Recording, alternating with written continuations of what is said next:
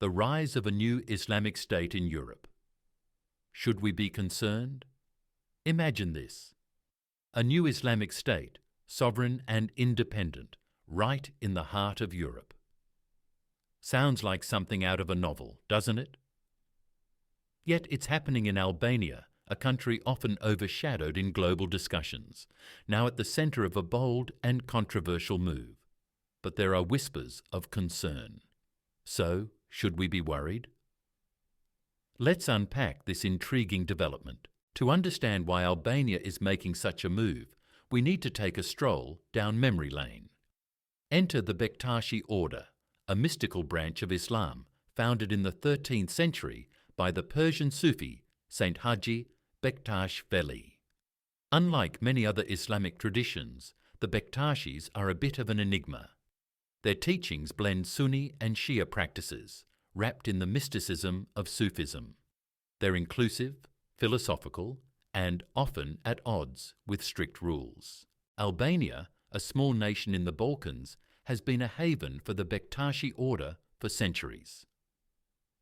The Ottoman Empire's influence brought the order here, where it thrived alongside a diverse mix of faiths: Christianity, Sunni Islam, and others.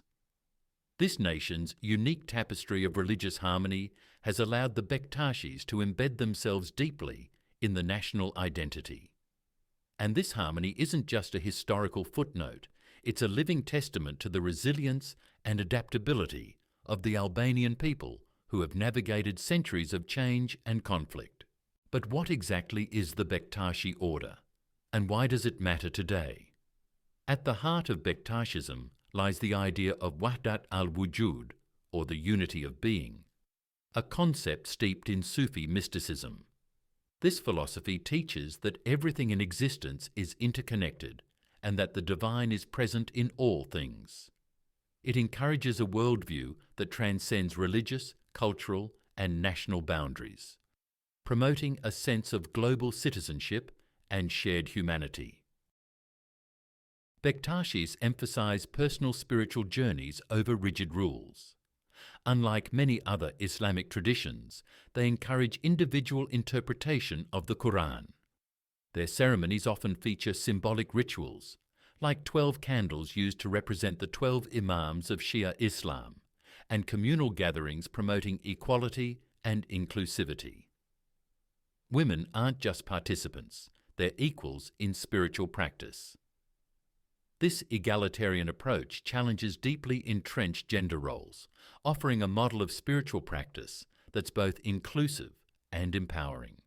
In 2024, Albania's Prime Minister, Edi Rama, announced a groundbreaking initiative, the creation of the sovereign state of the Bektashi Order. Modelled after Vatican City, this proposed microstate would cover just 27 acres within Tirana, the Albanian capital. Its mission? To serve as the global spiritual centre for millions of Bektashi followers worldwide. This initiative isn't just about creating a physical space, it's about establishing a spiritual and cultural hub that can inspire and connect people across the globe. The enclave would house the Bektashi World Headquarters, a museum, a library, and the tombs of past spiritual leaders. But as with anything involving sovereignty and religion, the idea has sparked questions and fears.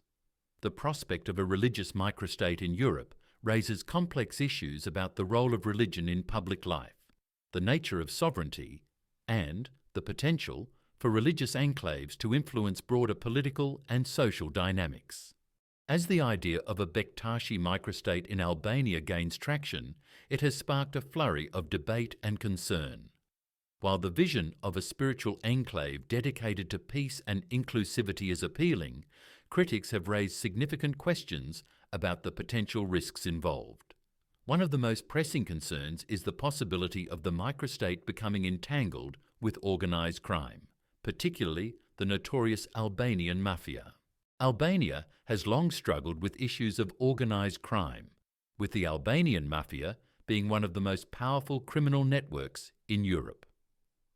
Known for its involvement in drug trafficking, human smuggling, and other illicit activities, The Albanian mafia has established a formidable presence both domestically and internationally.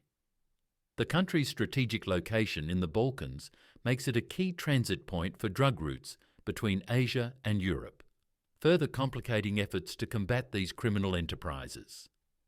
This backdrop of organised crime casts a shadow over the proposed microstate, raising questions about its vulnerability to exploitation. Critics worry that the establishment of a sovereign microstate could inadvertently provide a safe haven for such criminal activities. The concern is that the microstate's unique status and potential for limited oversight might be exploited by those seeking to evade international law. Without robust governance and transparency, there is a danger that criminal elements could infiltrate the microstate, undermining its mission of peace and inclusivity. These fears are not unfounded, as recent reports have highlighted the challenges Albania faces in tackling organised crime. Despite efforts by the government to crack down on these networks, the influence of the mafia remains a significant obstacle. The potential for the Bektashi microstate to become a mafia state is a real concern, and it underscores the need for careful planning and international cooperation to ensure that the microstate remains true to its founding principles. However, it's important to note that these concerns are not a reflection of the Bektashi Order itself, which has historically promoted values of tolerance and dialogue. Rather, they highlight the broader challenges that Albania faces in its ongoing battle against organised crime. Addressing these issues will require a concerted effort from both the Albanian government and the international community.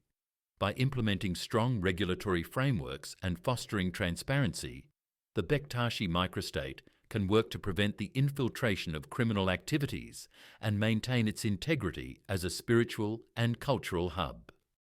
Ultimately, the success of this initiative will depend on its ability to navigate these complex issues while staying true to its core values. If it can do so, the Bektashi microstate could serve as a model for other communities seeking to balance tradition with modernity and spirituality with global engagement. Albania, a small yet historically rich nation in the Balkans, has long been a crossroads of civilizations. This unique position has allowed it to absorb and blend diverse cultural and religious influences over the centuries. From the Roman and Byzantine empires to the Ottoman rule, each era has left its mark, creating a mosaic of traditions and beliefs. But perhaps one of the most profound influences on Albania's religious landscape came during its communist era. In 1946, Albania became a communist state under the leadership of Enver Hoxha. His regime was one of the most repressive in Eastern Europe, characterized by strict atheism and the suppression of religious practices. By 1967, Albania declared itself the world's first atheist state, closing churches, mosques, and other religious institutions. Religious leaders were persecuted, and religious practices were driven underground. This period of enforced secularism was harsh, but it inadvertently laid the groundwork for a unique form of religious tolerance. With the fall of communism in the early 1990s, Albania experienced a religious revival. People were free to practice their faith openly once again, and religious institutions began to rebuild. However, the decades of enforced atheism had left a legacy of secularism and a sense of shared identity that transcended religious lines. This history has contributed to a culture of religious tolerance and coexistence that is rare in many parts of the world. The Bektashi Order, with its inclusive and philosophical approach, found fertile ground in this environment. Emphasizing personal spiritual journeys and the unity of all beings, the Bektashis have thrived in Albania's post-communist landscape. Their teachings resonate with a population that values peace, dialogue, and mutual respect, principles that have become part of the national ethos. Today, Albania stands as a model of religious coexistence, where Muslims, Christians, and others live side by side in harmony. The establishment of the Bektashi microstate could further enhance this reputation, showcasing Albania as a beacon of tolerance and understanding in a world often marked by division and conflict. By embracing its diverse heritage and the lessons of its past, Albania continues to navigate its path as a crossroads of civilizations, offering a hopeful vision for the future. As plans for this microstate move forward, it's clear. It's not just about religion. It's about redefining coexistence in an increasingly fractured world, challenging stereotypes, offering an alternative narrative for Islam in Europe. It's about showing that, yes, even in a small corner of the Balkans, big ideas can take root and flourish. The Bektashi microstate isn't just a physical space. It's a symbol of hope and possibility in a world that desperately needs both. Imagine a place where scholars from around the world come to study ancient texts, where interfaith dialogues tackle the world's most pressing issues, where visitors leave inspired by a vision of unity in diversity. That's the promise of the Bektashi microstate. But can it live up to that promise? We'll see.